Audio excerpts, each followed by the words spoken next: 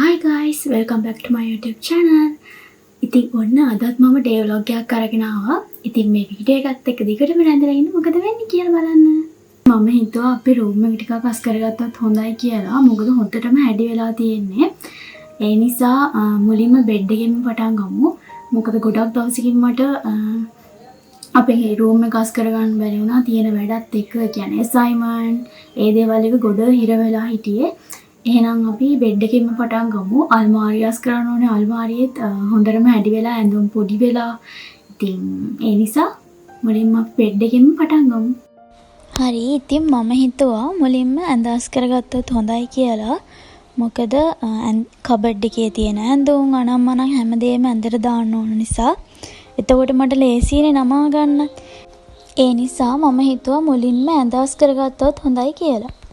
සාමාන්‍යයෙන් මං සතියකට සැරයක් ඇඳේ තියෙන බෙඩ් ෂීට්, කොට්ටවුර හැමදේම අයින් කරලා හොදනවා.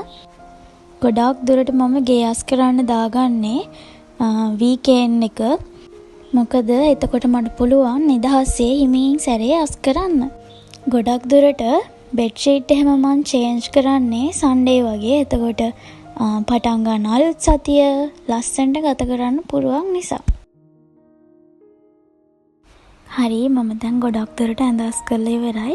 ඉතින් දැන් මං කොට්ටවුර එහෙමත් දාගත්ත කොට්ටවලට දැන් තියෙන්නේ ලස්සනට ඇඳ ඩෙකොරේට් කරගන්න.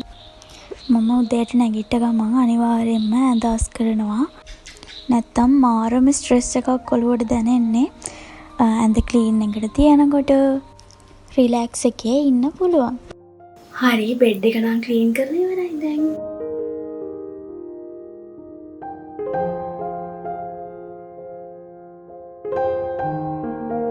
හරි, මම දැන් බෙඩ් එක නම් ක්ලීන් කරන් ඉවරයි. මට දැන් තියෙනවා කබඩ් එක අස් කරගන්න.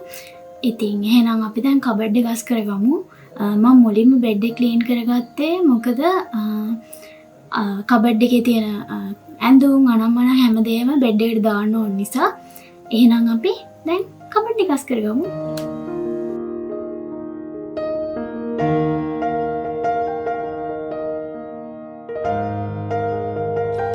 හරි, දැන් මට තියෙන කබඩ් එක අස් කරගන්න. මුලින්ම මම හිතුවේ හස්බන්ඩ්ගේ ඇඳුම් ටික නමලා තිබ්බොත් හොඳයි කියලා. මොකද ඔක්කොම ටික එකවර දාගත්තොත් එහෙම ඔළුව විකාරයක් වෙනවා. කොහෙන් පටන් අරන් කොහෙන් නමලා ඉවර කරන්නද කියලා.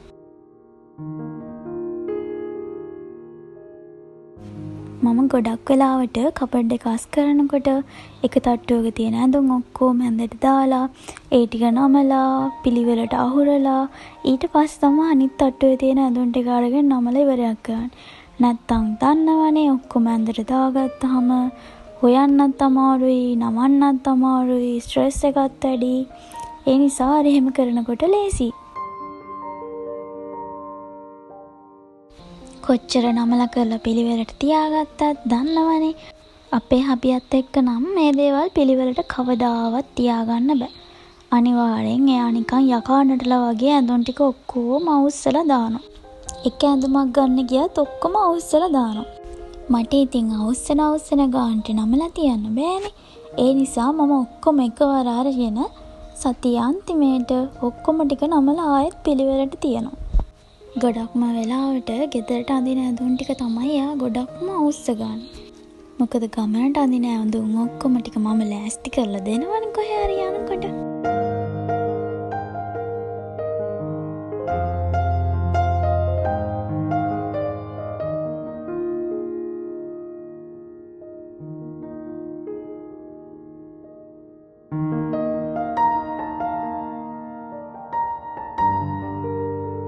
හරි, මම දැන් ගොඩක් දුරට හස්බන්ඩ්ගේ ඇඳුම් නමලා ඉවරයි. දැන් තියෙන්නේ ලස්සනට අහුර ගන්න. මම කොටයිනේ යන්නේ, ඒ නිසා මේ ටික තියන්නත් හරිම අමාරුයි. ඔන්න කොහොම හරි ලස්සනට එහෙනම් ඔන්න අඩු කරගත්තා.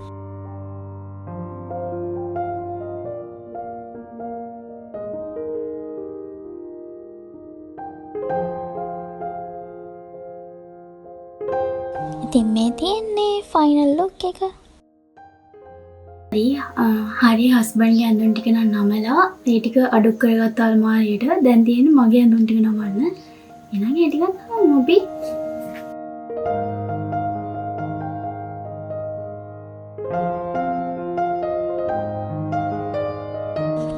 හරි දැන් තියෙන්නේ මගේ ඇඳුම් ටික නමා ගන්න. මගේ ඇඳුම් නම් ගොඩාක් හැඩි වෙලා නැහැ. ඒ වුණාට මට හිතුණා ආයෙත් ඔක්කොම ටික එළියට ඇද්දලා ඔක්කොම ටික ආයෙත් පිළිවෙලට නමලා තියාගන්න. හැම කෑනු ළමයෙක්ම ආසයිනේ පිරිසිදුව පිළිවෙලට හැමදේම තියාගන්න. මම නම් හිතන්නෙම පිළිවෙල කියන්නේ අපේ මානසික නිදහස කියලා.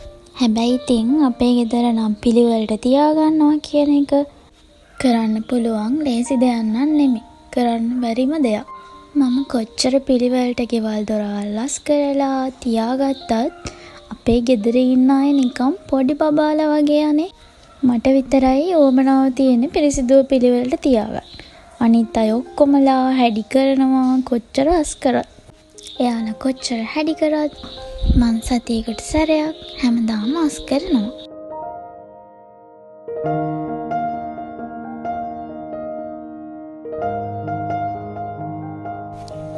හරි මම දැන් මගේ ගමනට අඳින ඇඳුම් ටික තමයි මේ නමන්නේ. ඒ ටිකත් දැන් නමලා ඉවර වෙන්න ළඟයි. ඔයාලට මම කිව්වනේ ගිය සතියේම මං අසයින්මන්ට් වලට එහෙම හිර වෙලා හිටියේ කියලා. ඒ නිසා මට ගිය සතියේ කාමරය අස් කරගන්නත් බැරි වුණානේ. ඉතින් මගේ ඔළුවට ලොකු බර ගතියක් තිබුණා මේ කාමරේ හැඩි වෙලා තියෙනකොට. කාමරේ විතරක් නෙමෙයිනේ කබඩ් එකත් හැඩි වෙලානේ තිබුණේ. ඉතින් මගේ ස්ට්‍රෙස් ගතිය දෙගුණ වෙලා තිබුණේ. දැන් නම් ටික ටික කාමරේ අස්සනකොට ඔළුවේ තියෙන ස්ට්‍රෙස් ගතිය ටික ටික නැති වෙලා යනවා. හරි දැන් මගේ ගමනට අඳින ඇඳුම්, ගෙදරට අඳින ඇඳුම්, ඒ වගේම හස්බන්ඩ්ගේ ඇඳුම්, ඒ හැමදේම ලස්සනට නවලා, ඒ දේවල් ලස්සනට අඩු කරගෙන ඉවරයි.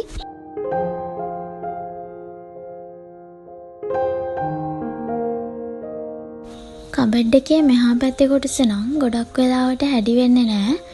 මොකද ඒ පැත්තේ තියෙන්නේ බෙඩ්ෂීට් වගේ දේවල්. හරි ඉතින් මේ තියෙන්නේ මගේ කබඩ් එකේ ෆයිනල් ලුක් එක. හරි මම දැන් කබඩ් එකයි බෙඩ් එකයි දෙකම ක්ලීන් කරන් ඉවරයි. හරිම මහන්සි මම හිතුවා කොෆි එකක් වගේ හදාගත්තත් හොඳයි කියලා. ඉතින් අපි යන් එහෙනම් කොෆි එකක් හදාගන්න. මයි හස්බන්ඩ්ුයි ගොඩාක් ආසයි කොෆි බොන්න. ඉතින් මට හිතුණා අපි දෙන්නටම කොෆි දෙකක් දැන් හදාගත්තොත් හොඳයි කියලා. ඉතින් අපි දෙන්න හැමදාම හවසට කොෆි දෙකකුත් හදාගෙන එළියට වෙලා පොඩි චැට් එකක් දාගෙන ඉන්නවා. ඉතින් මේ වෙලාවට තමයි අපි දෙන්නට ඉස්සරහට කරන්න තියෙන වැඩ. ඒ වගේ දේවල් ප්ලෑන් කරන්නේ.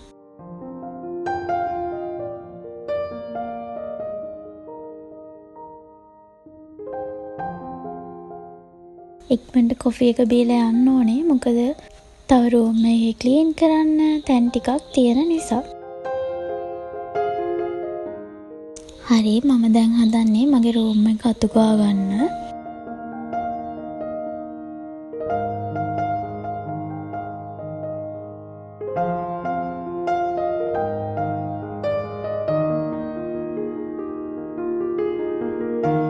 හැමදාම වගේ කම්පියුටර් ටේබල් දෙක නම් අනිවාර්යයෙන්ම බෙහෙදනවා. මොකද අපි දෙන්නම් වැඩ කරන්නේ එතනනේ. ඒ නිසා වැඩ කරන්න කලින් හැමදාම කම්පියුටර් ටේබල් දෙකම බෙහෙදලා තමයි වැඩ කරන්න ගන්නෙ. ඒ නිසා කම්පියුටර් ටේබල් දෙකේ නම් ගොඩාක් දුරට දූවිලි අඩුයි. ඉතින් මේ ලස්සන මල් පැලේ ගෙනත් දුන්නෙත් මට මගේ හස්බන්ඩ්. ඉතින් මට හිතුණා ඒක අපේ රූම් එකේම තියාගත්තොත් හොඳයි කියලා. ඒක හරිම ලස්සන මල් පැලයක්.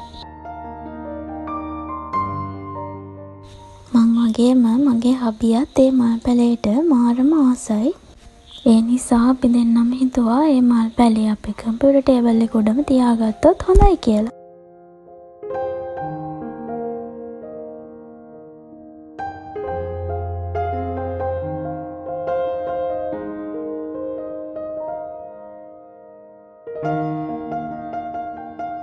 හරි අද වීඩියෝ එක මම මෙතනින් එන්ඩ් කරනවා.